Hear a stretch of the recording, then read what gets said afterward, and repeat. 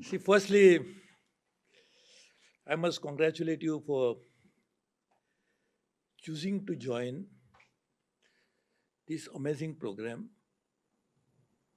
in which you get thorough exposure to the whole concept of policy making,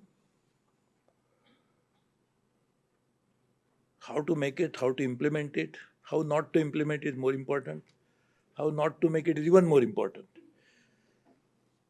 So all that I know in the last 11 days, you've gone through it. It's already become policy wonks, right? So I should be learning from you. Today, we have a very eminent professor who has written a book on delimitation, so he will talk about it. So I will be limited not to talk about delimitation. I will talk in a very limited manner about it so that you can take it forward from there. But as you know, all over the world, if you want a democracy, then you want to make sure you have a proper representation. So societies have struggled with this idea of how to give proper representation. There have been societies, so-called advanced societies, never allowed women to vote for a long time. There are societies which said, we pay the taxes, and because I pay the tax, I have a right to know because that's how the taxes are running the government. So only the taxpayer should be allowed to vote. How can the not taxpayer decide the future of policy, future of the government when they don't pay taxes? So therefore, representation has always been one of the root or the fundamental principle of democracy is representation. And how to represent is a very complex process. You can say adult franchise, everybody in the country, which 18, now we have made it 18, earlier used to be 21, have a right to vote. So that, and actually speaking, we should be proud of the fact that we are the country which started, of course, 1947. Before that, we are not under foreign rule, so we have no right to decide. But once we had a constitution, 52 was the first election. Since then, we have got almost everybody can participate in electoral process. The only limiting condition that time was age. First was 21, then became 18. Now, the question that comes is, now if you want to give it, what is the basis of that? Everybody can vote. So can everybody in every region, depending upon their own population size, can have as many votes in the parliament? That's what is the question on not only parliament, in the legislative assembly also. But legislative assembly is not that a problem because legislative assembly elects only people in that particular state. Whereas unlike that in case of Lok Sabha, every state has a limited number of seats. UP used to have 85. Now after the two states have been created, UP has 80 and Uttarakhand has 5. Now Bihar used to have 54. So now Bihar has 40, Jharkhand has 14. Maharashtra, luckily, is not yet divided. So Maharashtra continues to, I don't know where I come from, I'll come to it. But I am 50, Maharashtra has 48 seats in the parliament. So now second highest after UP is Maharashtra. 80 to UP, 48 to Maharashtra. Now question is changing population, number of people that lives in each state, should the number change because population has changed? And that has been a very massive question that has always been troubling everybody. So as Professor will explain to you properly and in a right manner, unlike me, that we have South, which says that we did so much of population control. One reason could be the education level. In fact, there is something interesting. HDI, Human Developing Indices, which UNDP prepares. There is some correlation between HDI and also population. But anyway, these are different reasons. But point is, can there be a changing population profile should also reflect in number of people in the parliament? And that's what is called the process of delimitation, where you actually change it. So point I'm saying is, in India, It's a very contentious issue right now because we had frozen it in 1971. That time, I would say, insensibly. And I would just keep thinking, I don't know how many of you have gone to House of Commons in UK.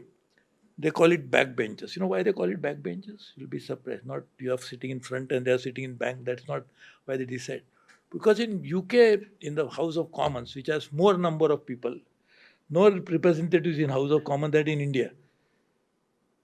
We have 542 elected members in Lok Sabha, and they have more than that with much smaller population. I mean, not even 8% of India's population. They are more. Because there are not enough seats in the parliament. So therefore, those who can have seat, they have, otherwise they are the. But in India, there was not even parliament which could accommodate more. So 71 was a sensible decision even from logistical point of view.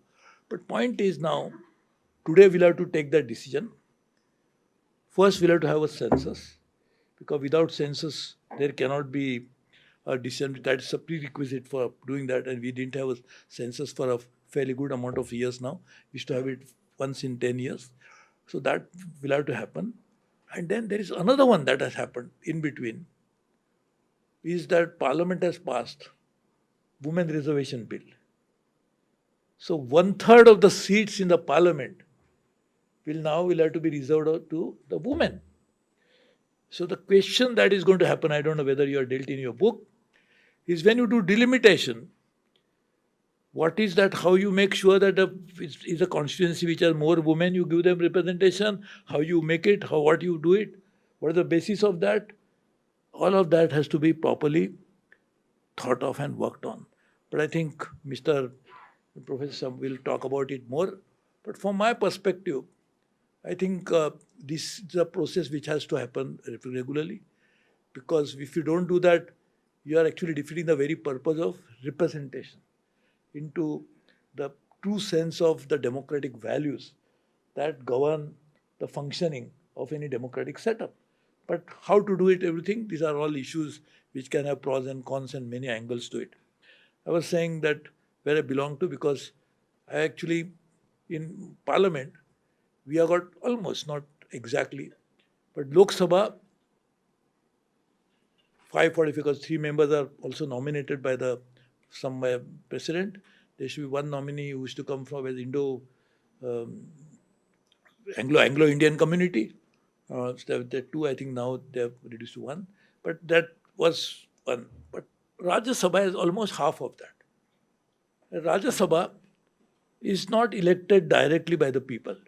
So this question of delimitation will be far more important for Lok Sabha than for Rajya Sabha. But of course, when the Lok Sabha number increases, automatically there has to happen that more or less half of that will also go to the Rajya Sabha. Now, Rajya Sabha, as you know, is elected by the state legislators. So unlike in US, where the senators, which the upper house of US is Senate, where the people are directly electing. People are electing, those who elect Lok Sabha MP there, is like House of Representative. Same number of people will also elect directly the senator. So senator is not unlike in India, where Rajya Sabha MP is elected by the state legislators. There are of course some president nominees also in the Rajya Sabha. Delimitation will actually directly affect not state legislatures, but it will go to that ultimately, but will not as much as an issue that will happen in case of Lok Sabha. But once you do that in Lok Sabha, then also it will have some implication on Rajya Sabha. So I think when he is present, I think if there was say for example, if we are very fortunate, we are deciding to learn Gita, and if Sri Krishna is there, then who else can talk about Gita better than him, right? So we have somebody like him who will talk about delimitation in a much better way. So I stop here. I welcome you to Rishihood. It's indeed a matter of great pleasure and honor for me to be present at the Rishihood University, at the Rashtram school, and especially at this boot camp of young people. I have seen this boot camp happening in my own institution as well, almost a decade ago. So it's a special pleasure for me to be here on this occasion, I'm highly thankful to former Union Minister, respected Suresh Prabhuji, for delivering the welcome address. And I'm thankful for the Vice Chancellor of the university and the head of the Rashtram school, and of course my I can see in fact many faces in the audience whom I have interacted with, maybe as students, maybe as young colleagues. So of course Yash is here, but I can see many other faces. I'm really delighted to have all of you here. And my distinguished panel, Ambassador T.C. Raghavan, Professor Indivar Kamtekar, and Dr. Atul Bhardwaj. I thank all of them for their very gracious presence here. Their presence makes it much easier for me to sort of introduce the book. I will just tell the story of how I started on the journey of the book and give briefly my conclusions. The rest I would leave to the distinguished panelists to talk about. My interest in the subject of demography and delimitation started in 2000 when the 11th Finance Commission, headed by Mr. A.M. Khusro, gave its award. This was the time when, in the wake of Mr. Narasimha Rao's economic reforms, regional social and economic inequalities had started increasing. And they had increased more than they had ever been since independence. In the allocation of resources by the central government to states, the weightage assigned to population had been a significant parameter, along with some indicators of backwardness. And when the report of the 11th Finance Commission, submitted in 2000, came out, some leaders from the south, but I think one or two from the west also, protested. And they argued that we have controlled our population growth, whereas the northern states, where population growth had experienced a spurt in the preceding decades relative to the southern states, were being rewarded disproportionately because of their population. Now, this resulted in the politicization of the population debate in India in terms of a north-south divide, including in the popular media. Then the next year, in 2001, the issue of demography and delimitation again came to the forefront, because now that the embargo on delimitation placed in 1976 by the 42nd Amendment was extended for 25 years.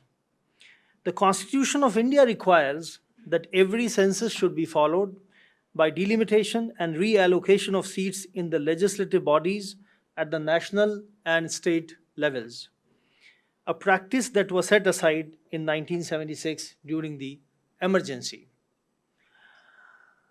Because I was being trained as a historian, and a natural starting point for me to understand the complexities of this issue was to go back to the earliest decennial censuses of India, those from 1872 to 1921. As I started looking at the demographic trends that I found in these old census reports, I understood that there was a disconnect between facts on the ground and the debate on delimitation and demography as it was playing out in the hallowed halls of the Lok Sabha and in the media. This induced me to undertake a detailed study of regional demographic transition in the country. Demographic transition in India, it appears to me, has not been studied with a long-term perspective, I started by bringing together the available data in consistent and comparable form, given that there were since 1881 dramatic and multiple reorganizations of administrative units in India, which had to be accounted for in undertaking a long term comparative analysis. I also wish to take note of the various debates at the national and international levels, uh, which had a direct implication for political representation and the public policy towards population growth. Most importantly, their consequences for the political narrative on democratic representation in India, which perhaps prevented course correction in policies, including on the institutional and conceptual basis of delimitation. It has taken me a lot of time. This book has come out only in April, but of course, I was busy with many other things as well, like everybody else. So, my the conclusions of my book, some of the most important conclusions are the following. My research shows that over the last century and a half, all four regions of India, that is north, south, east, and west, have experienced high population growth, that their peak phases have lasted over at least 4 to 5 decades.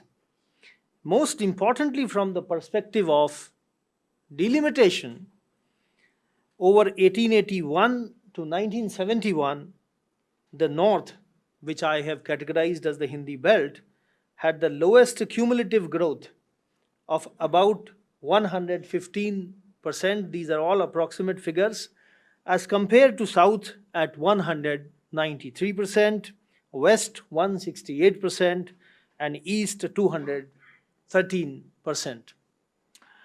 Over 1881 to 2011, the north at 425% was again at the bottom, with south at 445%, west 500%, and east 535%. The north's population share also fell from about 50% in 1881 to 42% in 1971. That of south rose from 22% in 1881 to 26% in 1951, and was still 25% in 1971.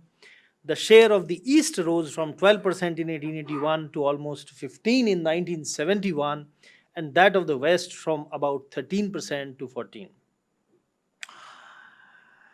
So, in the light of these facts, it is difficult to establish a causal relation between family planning and population control in India, especially during the first 2-3 decades after independence. When family planning assumed importance in the 1960s under the influence of the flawed Western notion of population explosion in the third world countries, most southern states had already grown rapidly for 90 years and had experienced much of their demographic transition. A gradual decline in fertility and growth thereafter was more or less inevitable. Even though till 1991 their population growth remained close to 20%, I have considered 20% and above as the peak growth. These facts, I would argue, have been largely overlooked in the political debates on the subject, and the consequence has been a misplaced emphasis, as my study shows, only on some factors and regions with regard to population growth, making the debate unnecessarily shrill and polemical without a basis in the relevant long-term empirical evidence. The freeze on the expansion and reallocation of Lok Sabha seats has undermined the constitutional provisions and the democratic principle of equality of representation. At present, the North and Western India are grossly underrepresented. The East is almost even, while the South remains overrepresented. The average Lok Sabha constituency in the South has just about 21 lakh people. In the North, it has approximately 31 lakh. In the West, 28 lakh. While the divide in representation is generally conceptualized in terms of North versus South, my study shows that mainly because of the South's earlier spurt in population growth is starting in late 19th century itself, the divide in representation is more like the South versus the rest. Thank you very much. But may I first of all congratulate Dr. Ravi Mishra for bringing out this very, very timely and fascinating book. When I was reading through it, I realized that we have a very, very deep connection. Your capacity or your ability as a historian is tested by the extent to which you can question an existing narrative and put forward a different explanation. That really is what we call revisionism, that you don't accept received wisdoms, but you question it and you put forward alternative explanations. And I think that really is the spirit which underwrites this book. Because when I read it, I realized that Dr. Mishra has done an enormous amount of work in establishing a different explanation, which is reasonable and which is empirically sound and which questions received wisdom in so many different ways. It also questions very strongly established Western narratives, and you had referred to some of them, and earlier also there was some discussion about them, and these Western narratives are deeply ingrained in our analytical approaches. So it's good that Dr. Mishra has in fact looked at the entire historical record with fresh eyes and provided a different explanation for the demographic history of India. His conclusion, of course, is what he already mentioned, that this idea of a north-south demographic divide, this is only an apparent divide. It is not real. And I'd like to very briefly quote what he says, because that to me sums up the essence of his approach.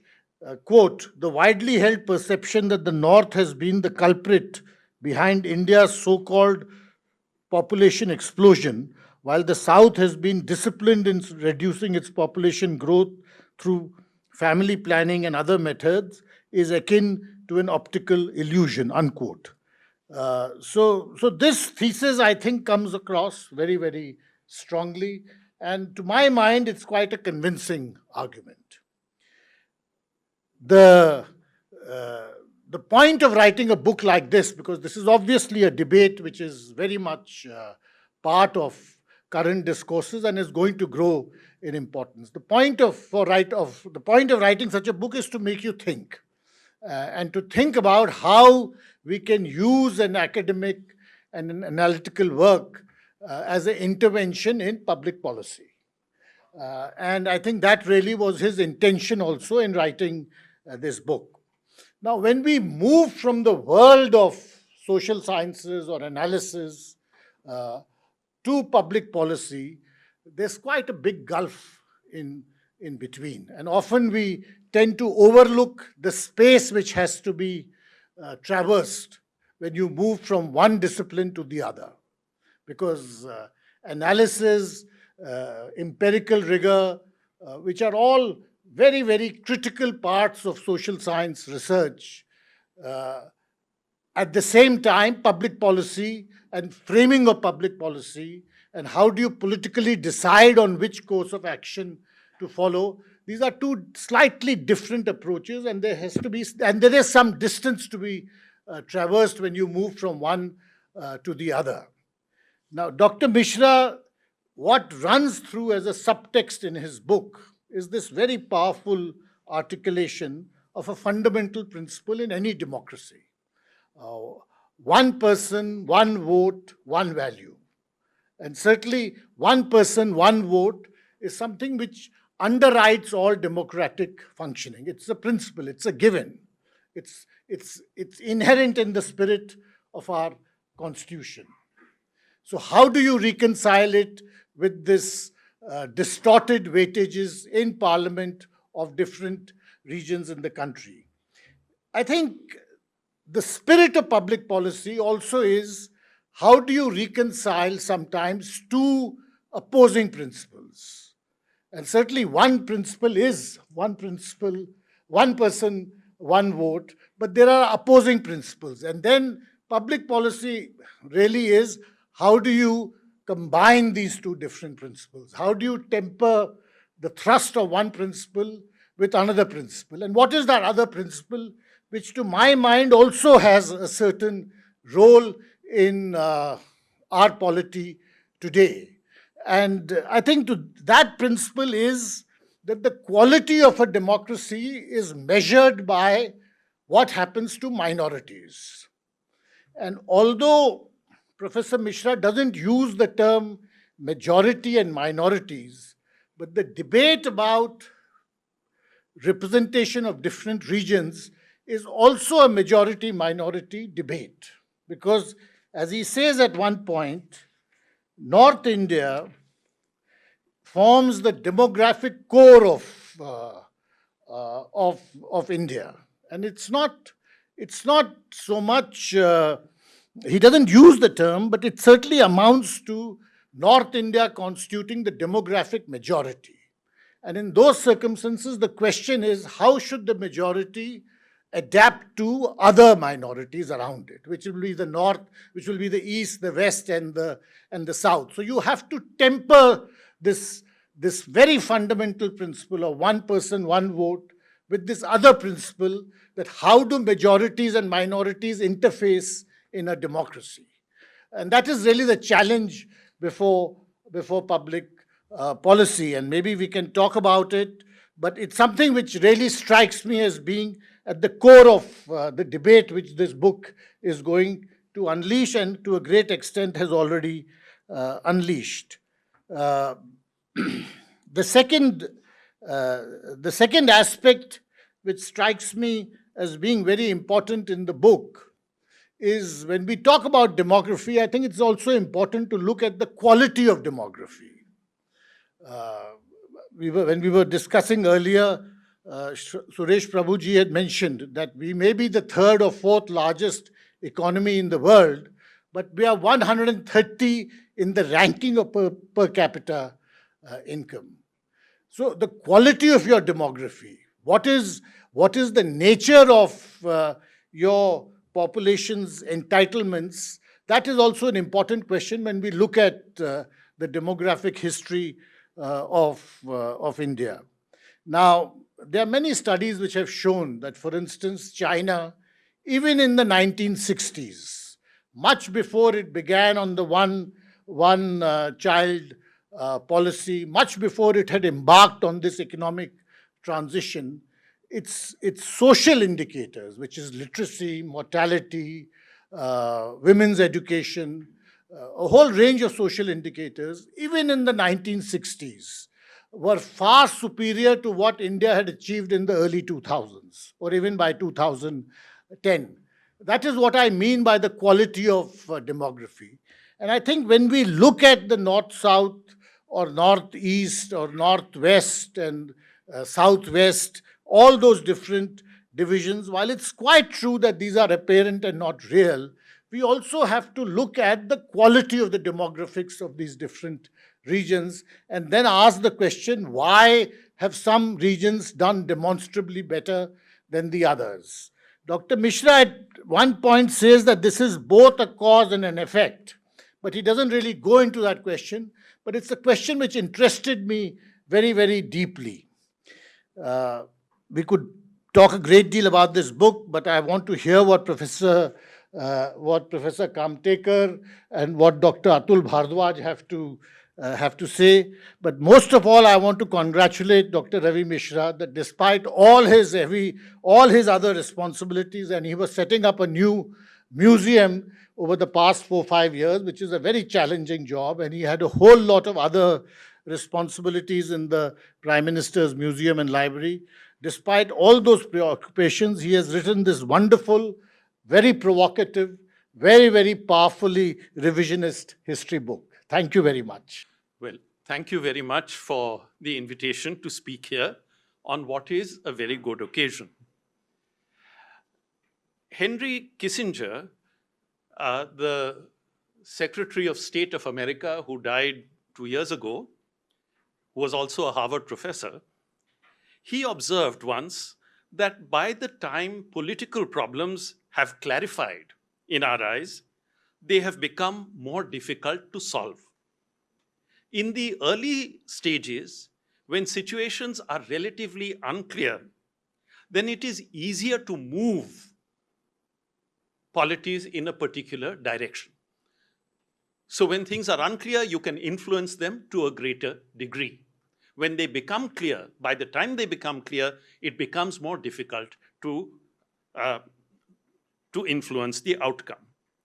The issues around delimitation are now explosive because of the political decision not to allow small incremental changes in the proportions of political representation in India in accordance with changes in population.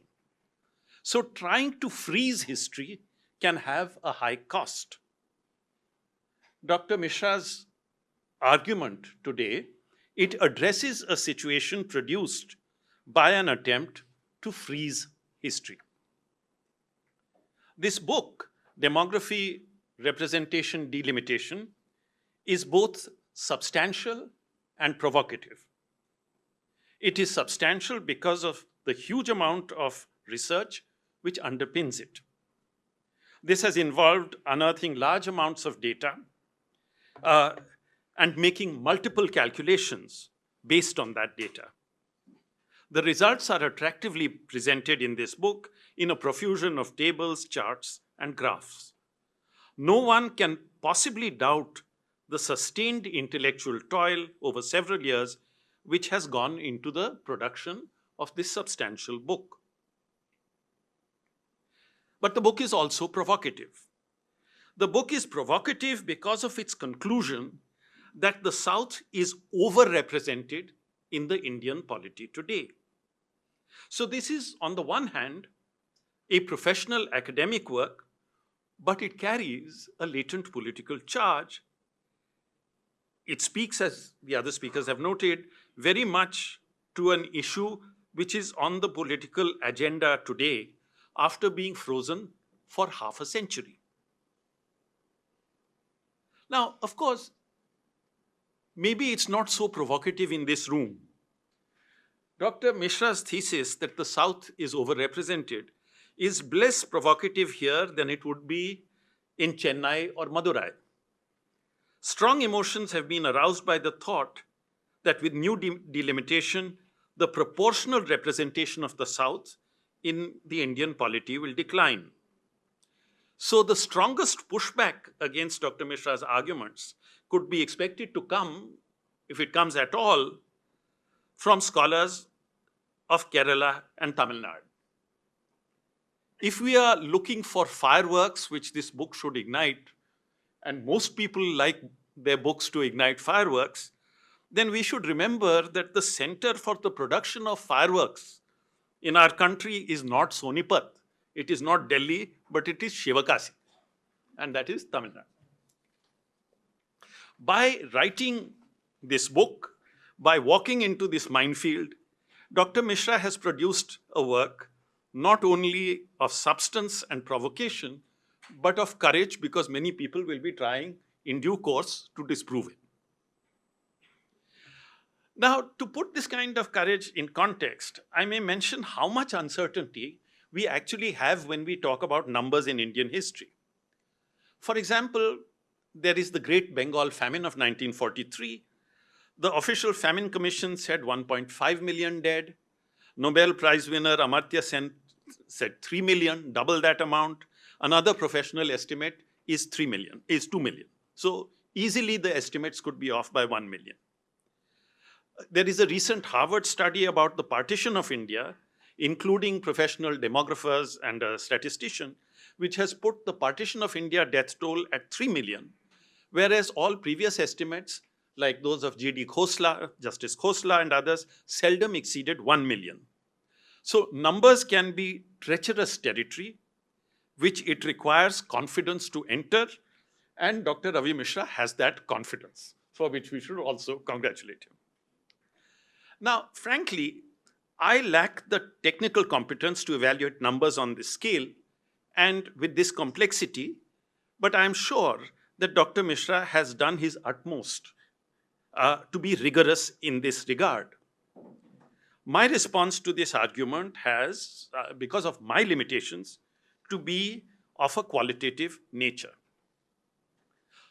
So qualitatively, one of the things I must say is that one of the achievements of this book is to give the issue of demography and population a different slant. Most of the writing about Indian population has been about controlling it. This has been so for a long time. For many years, it was taken for granted that India is overpopulated, he referred to that, and that population growth has swallowed many of the possible gains of economic development. But this has not been just a project of independent India's governments, as is commonly believed, but it followed from intense, if ultimately these were not effective, discussions during the colonial period, even during the 1920s and 30s. When the 1931 census came out, it showed that the population in the previous decade had increased by 30 million. So earlier population was of the order of 300 million. It had increased by 30 million. And immediately there was much reflection on this. The Indian Economic Association held conferences. In the Indian Economic Journal, which was published in the 1930s, in 2 years, there were about 20 articles on population in India. And inevitably, the issue of population or overpopulation was braided with issues of age of marriage, social reform, public health, maternal health, infant mortality, nutritional levels, and so on and so forth. There was also at that time a whiff of eugenics, revealing intense class biases, as the Indian middle class intelligentsia felt that the lower classes were breeding too rapidly. And Dr. Mishra alluded in his remarks to how, because of Hitler's experiments, the eugenics went out of public discussion, and it became much more, the term family planning became much more acceptable. So, in looking at this whole issue in terms of representation rather than controlling population, there is a different track which Dr. Mishra has taken. And that is a very refreshing one. There is a recent article by Professor Santosh Mehrotra, who was formerly a fellow at the Prime Minister's Museum, and whom Dr. Mishra and I know well. And he has written that excluding Bihar, UP, and Jharkhand, the rest of India now has a total fertility rate of 2. So population is not really increasing. In Bihar, the TFR, total fertility ratio, is the highest at 3. And Professor Santosh Mehrotra says this is a problem. Now, as trained historians, which we are, our job is to historicize, to put things in time context. And Dr. Mishra, being a professional historian, has done precisely that. He has historicized the issue of population and political representation. In short, as we know, he argues that the South had a much higher population growth rate in the late 19th and most of the 20th century than the North did. Then, after its period of rapid population growth, the South underwent a demographic transition. Dr. Mishra postulates that this will happen in North India as well. Now, many of you may have heard the famous sentence, "What Bengal thinks today, India will think tomorrow." Have you heard this sentence? It is very often quoted by Bengalis. What Bengal thinks today, India will think tomorrow. So to adapt that sentence, which is actually falsely attributed to Gopal Krishna Gokhale, we may say that what Dr. Mishra is suggesting is that how Tamil Nadu behaves today, Bihar will behave tomorrow. I will leave it to him to refute this mischievous formulation of one of his arguments. On that sentence, by the way, which it has been said has been quoted about what Bengal thinks today, India thinks tomorrow, that sentence, which it seems, which we know has been quoted from Howrah to Harvard many times, it's actually a false quotation. Somebody who has bothered to look it up has found that actually what Gokhale said in 1905 in Banaras was what educated Indians think today, rest of India will think tomorrow. But the other sentence sounds better, so we prefer it. Now, that's another story. There are 4, I would say, obviously more perhaps, but 4 standard ways we think in the social sciences. And these are descriptive questions. What is the situation? Describe the situation. Second, narrative or chronological. When have various things happened? Third, comparative.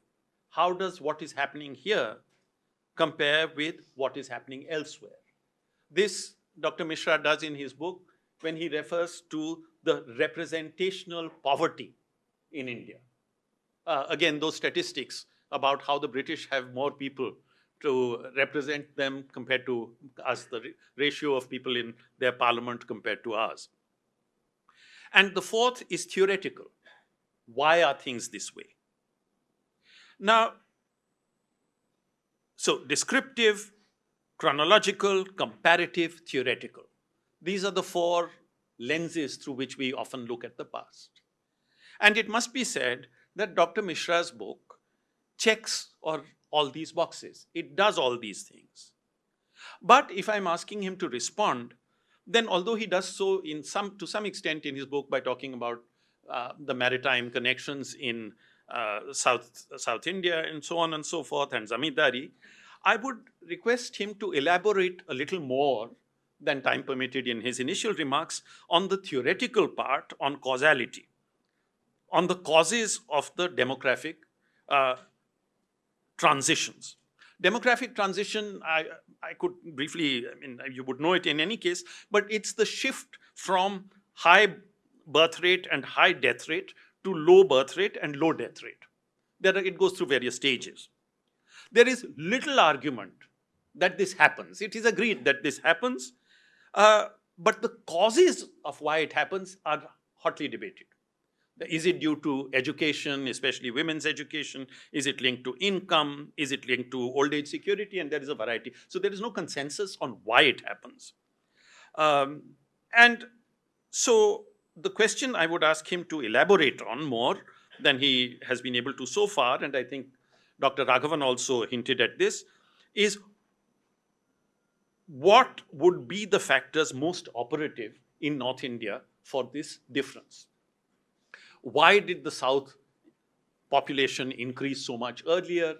Also, how can we be completely sure that it will immediately decrease in the North?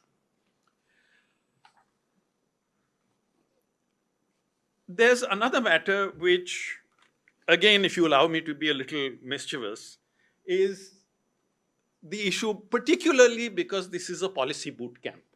So let me throw this in the mix. Though he put it in good academic language, Dr. Mishra did say that ultimately family planning made very little difference. You heard him say that? Or you missed it? He said that family planning policies have been ineffectual in determining the course of Indian demography. Now, what he's actually telling you, and in the Q&A, is that policy makes very little difference, at least in this. I should also say that, see, older people have grown up with the word population problem of India. When I was younger and so on, we all heard it all the time. It was something taken for granted. Then suddenly we began to hear about demographic dividend. So the whole common sense of the academic world and broader society changed. The lesson is, don't take the common sense of the world for granted, because it can turn 180 degrees. Similarly, Dr. Mishra in his book refers to, and this is very well known, to the work of the Stanford biologist Paul Ehrlich in the 1960s. In 1968, he wrote a book called The Population Bomb. He was on TV everywhere, he became world famous, and what he wrote was that in the 1970s, hundreds of millions of people will starve to death for lack of food. The lesson of that is even world famous professors talk complete nonsense. And that is something which, again, in the questioning spirit which we have taught, one needs to bear in mind. Let me conclude with a couple of points. I should say, and Dr. Raghavan also spoke about JNU, that there is a common teacher who trained all three of us, I think, called Madhavan Palat, who was a Russian history specialist. And he once told his students, I remember this, that a good work of history is like a photograph. The subject is in sharp focus, but there should be other things also in the frame. Now, in Dr. Ravi Mishra's book, the argument is in very sharp focus, but there is a wealth of detail and ideas which are between the covers of this book. And that is a lot to be proud of. I've forgotten the story he broke. But this book is in a different category. It is very much talked about today, but it will be remembered and used later as well. This is a book that speaks to our current moment in history, but it also speaks beyond our moment as well. Long after delimitation has receded, long after the solution which he has proposed may not have so much validity, scholars will turn to this book for its information and insights. So let me congratulate Dr. Ravi Mishra on writing such a very good book. Thank you. Good afternoon, and thank you so much for inviting me here to be a part of this August gathering, in fact. I have seen him meticulously crafting each argument, weighing every piece of evidence, and refining his ideas with a level of diligence that is truly inspiring. I've been inspired. I would like to learn more, because I'm also into writing of books, from the kind of rigor that I observed. But what stands out even more than his hard work is his humility. So apart from the rigor, it is the humility also. Ravi didn't write this book in isolation, I would say. He spent countless hours discussing these ideas with friends, colleagues, and seniors, always open to learn and always striving to sharpen his perspective. This humility, I must tell you, when you're writing policy or any document for that matter, combined with the intellectual rigor, makes this book a remarkable contribution, I would suggest. Now let me tell you why this book resonates so deeply with me. I don't know much about delimitation. I don't know much about demography. Whatever little I've learned is through newspapers, as you've learned, or through my discussions with Dr. Ravi Mishra. At its core, the book basically dares to challenge the established orthodoxies that have shaped our understanding of India as long as I can remember. As Professor Kamtekar Indivar also told you, that we've all grown up thinking about the population problem, and then suddenly this thing sprang up called demographic dividend. So we've been told that the population growth is a ticking time bomb, a threat to India's progress. This idea has been ingrained in our collective psyche since before independence, I would say, and reinforced through policies, campaigns, and public discourses. But Ravi Ji has flipped this narrative on its head through his rigorous empirical evidence that demonstrates that India's growing population has not held us back. On the contrary, we have risen to become the fourth largest economy in the world, and our human development indices are climbing. Now, this is not just statistics. It's a powerful rebuttal to the fear-mongering that has dominated the population debates for far too long. And what I find particularly fascinating in how he unpacks the origins of these ideas, and that is my core area, I said, that is my area of study, that is, looking at the foundations and their impact on our policy making. So I'm particularly looking at Ford Foundation and its impact on India's economic policy making, India's liberalization process as such. So he has delved into the elite knowledge networks that have shaped India's population policies, revealing their deep ties to the global influences. Take, for instance, a very important figure, Indian demographer like Sitapati Chandrasekhar. He's often hailed as the pioneer of India's population control policies. Ravi shows us that Chandrasekhar's ideas were not entirely homegrown. And this is a very important aspect we must absorb when we are writing history or when we are even making policies. That they were profoundly shaped by the knowledge production centers in the West, particularly in the United States. Organizations like Rockefeller Foundation, Ford Foundation played a pivotal role in promoting concepts like Planned Parenthood and family planning, which became the cornerstones of India's policy framework. The book dedicates an entire chapter to this international dimension, exposing how geopolitical and business interests have influenced the population debate in India. Now, this is not just historical footnote, it's a critical reminder that ideas, even those we take as gospels, often serve larger hegemonic agendas. Now, if you see actually in 1924, when Jimmy Carter died recently, and he was the first born baby in America in the hospital in 1924. And this is when you see that these foundations start becoming active in terms of family planning, in terms of contraceptives and other things, basically encouraging, and that we've seen over the years, encouraging pregnancies to be deliveries to happen in the hospitals rather than which used to happen naturally. So these are the aspects which impact our ideas, and so we have to take them into consideration when we are talking of making policies or when we are talking of dealing with such issues.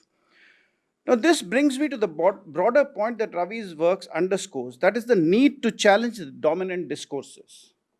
And that's, I think, should be the job of every academic and every policy maker to demand this, that we need to challenge these dominant discourses. Too often when someone questions established ideas, they are dismissed as activists or are relegated to the realm of conspiracy theories. Now, but Ravi's book shows us that questioning is not rebellion. Remember, questioning is not rebellion, it is scholarship. Our universities and think tanks must be more than just echo chambers of the ideas which are generally produced in the global metropole. We should not be just, reproducing knowledge. We have to produce knowledge. And so there should be spaces where we interrogate, innovate, and create knowledge that reflects our realities and not someone else's. Let me draw an analogy here. Consider the idea, since I have been in the Navy for some time, and consider the ideas of an aircraft carrier or a manned fighter jets. You know, in today's technological scenarios, the kind of wars that we are witnessing, these legacy platforms have become more vulnerable, you know. So how do we plan? How do we plan our security policies in this kind of scenario? It is very important for us to see. I'm not saying that these systems are obsolete, but what we must have the courage to think beyond them, to explore new ideas without fear of being labeled blasphemous. So if you talk to anybody in the security establishment that there should be no aircraft carrier, it is absolute blasphemy in today's world I'm seeing. So there has to be more challenging of these ideas. Similarly, in if you look at history, this is exactly what happened when India bought an aircraft carrier in 1957. We bought an aircraft carrier in 1957. A newly independent, resource-strapped nation purchased from Britain what they were disposing of. They had built surplus aircraft carriers during the Second World War, and they were disposing of. And they disposed it off to these cash-strapped nations like India and Brazil. We did not know whether we wanted them or we didn't want them. But since we were so influenced, we were so enamored by the idea of an aircraft carrier, the idea of a Royal Navy, that we just went in and bought them. Because, of course, our policymakers were influenced by those ideas. Our policymakers, one can't say because they had been born and brought up in those environments. And they always considered, and since British had become an empire, and along with the Navy and with the aircraft carriers, so we thought that these guys think the best, and we need to adopt whatever they are saying. But that's exactly, now we have grown old, we need to think more deeply, we need to challenge ideas more deeply. So Ravi's book argues us to break free from this mindset. It encourages us to learn from the world, keep the windows open, as he might say, but to question relentlessly. Don't accept ideas as truths just because they come from prestigious institutions or by very, very big personalities or carry the weight of tradition. Test them, challenge them, and build something new. In conclusion, I admire Ravi's work not just for its scholarship, but for its courage, because the book is a call to rethink, to reimagine, and to reclaim the narratives about India's future. It's a statement to what happens when diligence, humility, and intellectual rigor come together. I would strongly recommend you to read this book, not just to those who are interested in demography and policy, but to anyone who believes in the power of ideas to shape a better tomorrow. With that, I'll conclude. Thank you so much.